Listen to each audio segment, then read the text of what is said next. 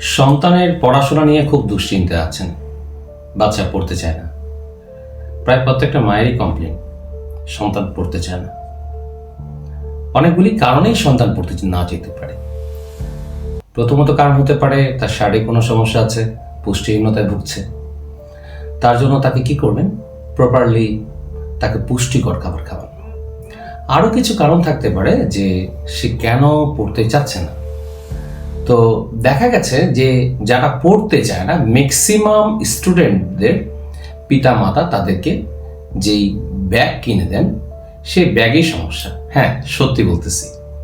শুধু এই ব্যাগটা যদি আপনি পরিবর্তন করেন, দেখবেন যে আপনার বাচ্চার পড়াশোনার অনেকটাই অগ্রগতি হচ্ছে। আপনি করেই দেখুন না। তো নীল এবং কালো, বিশেষ করে ডার্ক ব্লু কিংবা ব্ল্যাক, এই দুটো রঙের ব্যাগ যখন বই ক্যারি করে বাচ্চা স্কুলে যায় কিংবা আসে, স্কুল থেকে যাওয়া আসা করে, তখন দেখা যায় এই বই নেগেটিভিটি অ্যাবজর্ব করে। তখন বাচ্চা যখনই বইটা খুলবে, তখনই তার কাছে এই পড়াশোনা একটা অনীহা জাগবে। আপনি ব্যাগের রংটা পরিবর্তন করুন, তাকে সবুজ কিংবা হলুদ রঙের তাকে ব্যাগটা দিয়ে দেখুন। পরিবর্তন হতে বাধ্য। যদি পরিবর্তন হয় আমাদেরকে জানাবেন। ধন্যবাদ।